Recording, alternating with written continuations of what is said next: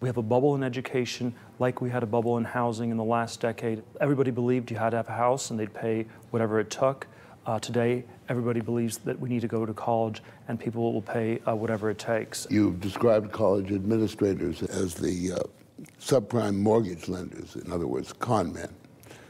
You think not all of them, but certainly the for-profit schools, the less good colleges are like the subprime lenders, where people are being conned into thinking that this credential is the one thing you need to do better in life. And they're actually not any better off after having gone to college. They typically are worse off because they've amassed all this debt. You think if the bubble bursts, it's a good thing?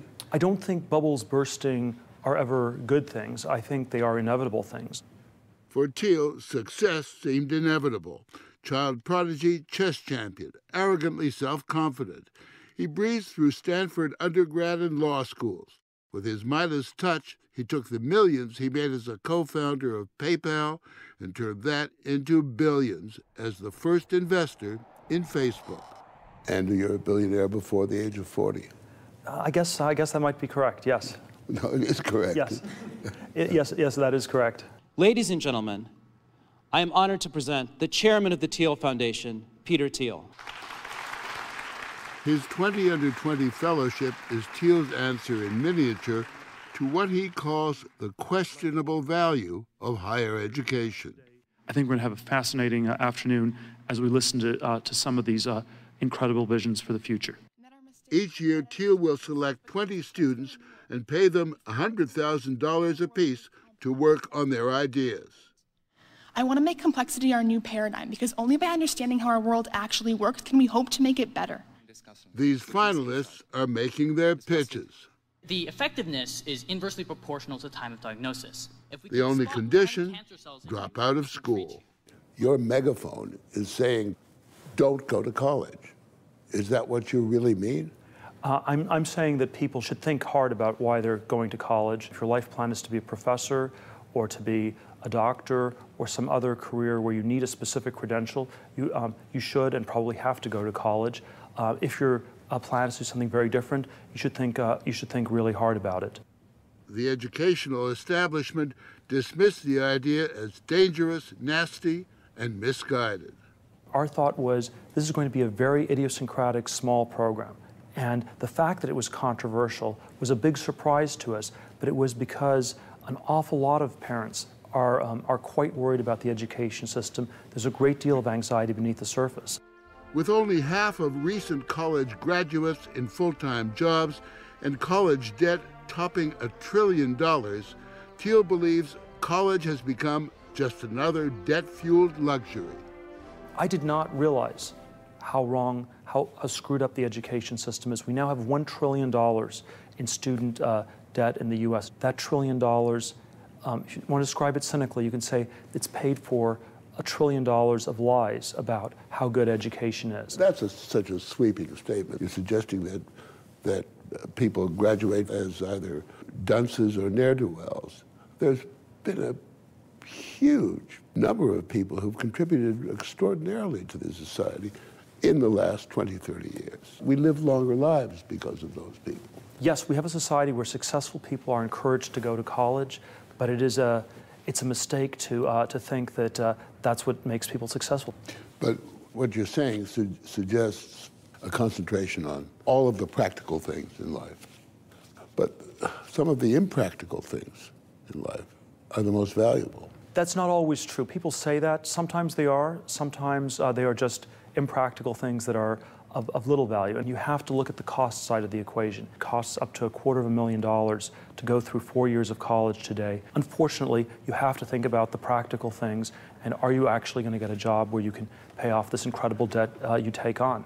He may have a point about the cost. College tuition has quadrupled since 1980. But Thiel says many colleges are unaccountable, bloated institutions where students are learning less than ever before. He says a degree has little more than snob value. There are all sorts of vocational careers that pay extremely well today. So the average plumber makes as much as the average doctor. By some calculations, he's absolutely right. And in terms of successful college dropouts, He has his legion of examples. Mark Zuckerberg from Facebook didn't complete Harvard. Steve Jobs dropped out of Reed College. Bill Gates dropped out of Harvard. When you do something entrepreneurial, the credentials are not what really matters. What matters is having the right idea at the right time, the right place. But all of the examples you give are people who had a very serious brush with higher education, all of them pretty much in elite schools. It's not causal. You know, Harvard does a great job at picking the winners, and therefore it should get very little credit for turning people into winners. Well, the same could be applied to your program. Yes, but the difference is that my program does not involve charging people $250,000. Believe it or not, U.S. education is by far the best in the world. Vivek Wadhwa has debated Thiel on the value of higher education. If you don't even have a bachelor's degree, if you don't even have basic education, you're beyond hope. He's a successful entrepreneur and professor who teaches at Duke and Stanford. When he heard about Thiel's plan, he was appalled. How can we now be sending a message to children that they don't need to go to school? Did the idea gain any traction? In Silicon Valley, it spread like a wildfire. I was shocked. What is going on with this country? Why is there such an anti-education sentiment brewing in this country? But what's wrong with a kid who's got a really bright idea and feels, why should I waste my time and money going to school? Well, the ideas are a dime a dozen. Everyone has them. What makes it successful is being able to take that idea and turn it into an invention and then turn that into a company. Those skills you only gain through education. You're not born with them. There might be one Mark Zuckerberg out of a million entrepreneurs, but there aren't 5 Mark Zuckerbergs. Thiel's fellowship winners seem confident enough to take their chances. We're going to pretend that we're at a networking event. Yet are geeky enough to have to take a short course in tough subjects like handshaking and eye contact. So hey, I'm Ben. Dan, great to meet you. They're skills that winners like Jim Danielson will need to get his idea on the road. He won his $100,000 when he electrified a junkyard Porsche with a motor he says is cheaper and more efficient than what Detroit has to offer. Sujay Tile was an 18-year-old junior at Harvard when he won a fellowship with a plan to create cheap biofuels. I'm developing a device called the Sun Slitter, and what it does is it rotates your solar panel. Eden Full was at Princeton. She invented a more efficient way to capture solar energy. I'm just curious what your parents made of this decision of yours. My parents weren't that supportive at first. Both of my parents never had a chance to go to college, so having a kid graduate from an Ivy League institution would have been kind of a big deal. So they were a little upset at the beginning. Did you feel that you were being fully challenged when you were at university? Challenged in the wrong ways. I wasn't challenged in the things that I was interested in, and so I just struggled a lot. I was a pre-med student at Harvard, so I was challenged, but as Eden said, not in the ways I wanted to be. Alex Kiselev is not a Harvard man.